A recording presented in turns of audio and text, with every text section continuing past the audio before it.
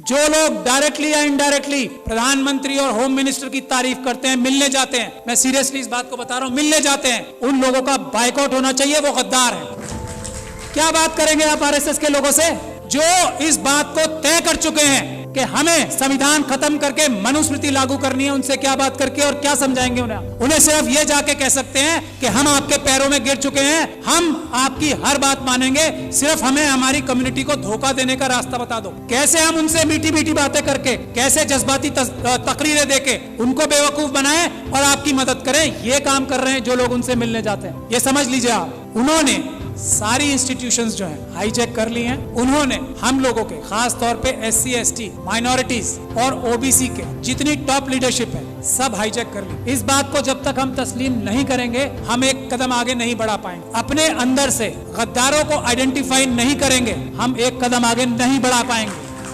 सबसे पहला काम है, हम लोग इतने कमजोर नहीं हैं, समझ लीजिए आप, ये गद्दार हैं जो हमारे पैरों में बेड़ियां बांध रहे हैं। आइडेंटिफाई कीजिए उन गद्दारों को जो डायरेक्टली या इनडायरेक्टली ये बोलते हैं कि हेमंत बिस्वा शर्मा एक बहुत अच्छा चीफ मिनिस्टर है। आइडेंटिफाई कीजिए ऐसे लोगों को और उनको पनिश कीजिए, उनका सोशल बाइकआउट कीजिए। ये तो हम आराम से कर सकते हैं। दो रास्ते हैं, कोर्ट का रास्ता है लेकिन सुप्रीम कोर्ट वो रास्ता नहीं है। कोर्ट का रास्ता जब है जब हम बहुत सारे केसेस, रोज ये पूरे देश को लूट के खा रहे हैं आरएसएस और बीजेपी के लोग, हम multiple cases grass root level पे बहुत सारी जगह पे करें, एक एक आइडेंटिफाई करें आरएसएस के कार्यकर्ता को कि कौन स्कूटर पे चलता था और आज मर्सिडीज में चल रहा है, उसको आइडेंटिफाई करें, उसके खिलाफ करप्शन के केसेस करें। ये एक काम करना होगा हमें। दूसरा, अगर हम पीसफुल प्रोटेस्ट करके जेलों में जाने के लिए तैयार नहीं है तो ये सब बातें बेकार है। अगर हम लाठी खाकर जेलों में जाने को तैयार नहीं है, अगर हम गोली खाकर जेलों में जाने को तैयार नहीं है तो ये सब चीजें बेकार हैं। ये चाहते हैं कि ये हम करते रहें और वो जो काम कर रहे हैं वो करते रहें। तो पहला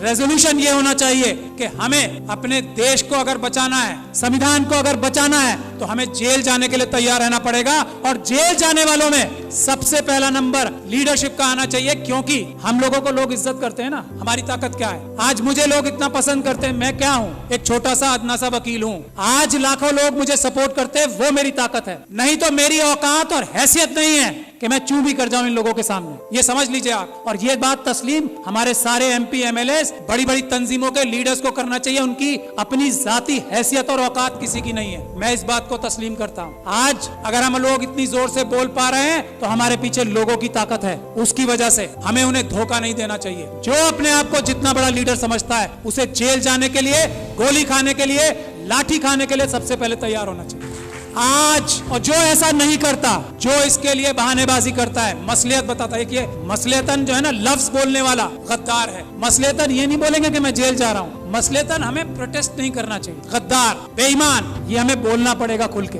एक बात। दूसरी बात, ये हमारा सबसे पहला इशू आर्टिकल 1 होना चाहिए कॉन्स्टिट्यूशन का। आर्टिकल 1 क्या है? भारत की जो सीमाएं है ना उसको अक्षुण्ण रखना। चाइना 2000 किलोमीटर हमारी जगह खा गया है। हम किसी और मुद्दे पे बात नहीं करेंगे, दो मुद्दे हमारे शुरुआत के होने चाहिए। और हमें होम मिनिस्टर का, हमें प्राइम मिनिस्टर का घेराव इस बात पे करना चाहिए कि चाइना से हमारे देश की सेना अपनी जमीन वापस लेने के लिए बेकरार है। तुम डरपोक हो जो उन्हें रोक रहे हो, इसके लिए हमें प्राइम मिनिस्टर का घेराव करना चाहिए। ये आर्टिकल 1 है, इसके लिए करें। और आगे जाके गोली खाएं। इसके बाद क्या? 2000 किलोमीटर हमारी, जिसको अलग अलग जमानों से हम कहते हैं, कोई भारत माता कहता है, हम भारत देश कहते हैं, उसमें से 2000 किलोमीटर कोई ले गया और हम यहाँ बैठ के डिस्कशन करेंगे? नहीं। या तो प्रधानमंत्री इस्तीफा देंगे या वो 2000 किलोमीटर वापस लेंगे, नहीं तो हम मार्च करके हम खुद जाके वापस लेंगे। ये हमारा पहला एजेंडा होना चाहिए। दूसरा एजेंडा इस वक्त जो है वो है मणिपुर। अगर मणिपुर के लिए हम लोग प्रधानमंत्री का घेराव नहीं करते,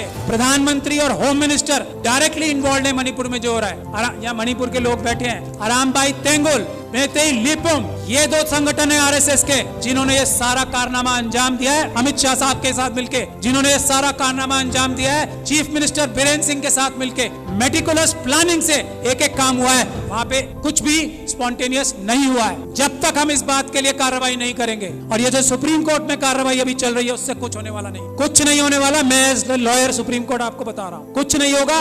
बात 1-2 महीने में आई गई हो जाएगी। उन लोगों के साथ वहां ज्यादती होगी। आरएसएस और बीजेपी पाकिस्तान और चाइना के साथ मिलके नॉर्थ ईस्ट और सारे बॉर्डर लाइन एरियाज को कमजोर कर रही है। ये हमारी जिम्मेदारी है। आर्टिकल 1 नंबर 1 बचाना सबसे पहले। मणिपुर के लिए हमें जाना चाहिए डेलीगेशन बना के और सच्चाई सामने लानी चाहिए कि आरएसएस ने, अमित शाह साहब ने और चीफ मिनिस्टर ऑफ मणिपुर ने ये प्लानिंग करके अपने कार्डर्स से कराया है। कोई मैती समाज ने नहीं किया है, उनके कार्डर्स ने किया है। गुड़गांव में और नूह में उनके कार्डर्स ने सब किया है। गुजरात में उनके कार्डर्स ने सब कुछ किया है। और दिल्ली के दंगों में हमने ये एस्टैब्लिश कर दिया है कि आम आदमियों ने कुछ नहीं किया, उनके कार्डर्स और उनके भ्रष्ट पुलिस अधिकारियों ने ये सब काम किया है। यही हमें करना पड़ेगा। मणिपुर के लिए प्लान बनाइए कि हम लोग वहां जाएं और एक्सपोज करें कि मणिपुर में क्या हो रहा है, क्या हो रहा था और क्या हो रहा है अब। और उसमें अमित शाह साहब सबसे बड़े चाणक्य हैं। उनको अरेस्ट कराने के लिए जब तक हम कोई कार्रवाई नहीं कर पाते, मणिपुर का कुछ भला नहीं हो सकता। मैं ये बात दावे और गारंटी से कह रहा हूं। He is the main mastermind, mister Amit Shah. वो वहां जाके बैठे इसलिए थे कि उन्होंने ये सब प्लानिंग करनी थी कि सब कुछ ठीक चल रहा है या नहीं। वरना भारत के होम मिनिस्टर में इतनी ताकत होती है, चेयर में, चाहे कोई डफर भी बैठ जाए उस पे। अमित शाह साहब की बात नहीं कर रहा हूँ, डफर वर्ड उनके लिए इस्तेमाल नहीं किया मैंने। अगर कोई डफर भी बैठ जाए, भारत के होम मिनिस्टर की चेयर में इतनी ताकत होती है कि सब शांति वहां पे एक दिन में हो जाए। लेकिन जो होम मिनिस्टर वहां अपनी प्लानिंग ही करने गया था, इम्प्लीमेंटेशन देखने गया था गुजरात मॉडल की, वो उससे क्या उम्मीद करते हो? आज तक किसी आदमी ने यह बोला है कि Amit Shah is the main mastermind of Manipur? नहीं बोला। यही हमारी कमी। तो मेरी यही गुजारिश है, एक तो जेल जाने के लिए जो लोग तैयार हैं, गोली खाने के लिए जो लोग तैयार हैं, लाठी खाने के लिए जो लोग तैयार हैं, वही बोले कि मैं लीडर हूं, वरना वो गद्दार है। मेरा ये मानना है। बाकी अपनी अलग अलग राय सबकी हो सकती है। यही एक टेस्ट है। अच्छी से अच्छी बात कोई भी कर सकता है। एक से बढ़कर एक स्पीच देने वाले, एक से बढ़कर एक भाषण देने वाले हम लोगों में भी हैं और आरएसएस में भी हैं। जबान की वैल्यू आजकल 0 हो गई। सड़क पे आए, गोली खाएं, तब बताएं कि मैं लीडर हूं, वरना मैं गद्दार हूं। ये बात तय है। मैं गोली खाने के लिए तैयार हूं आज इसी वक्त से।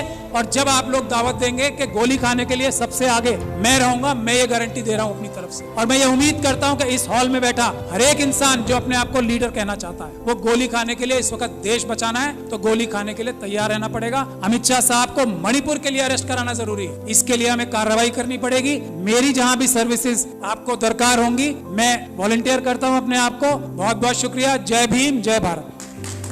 Thank you very much. Shahid Ali.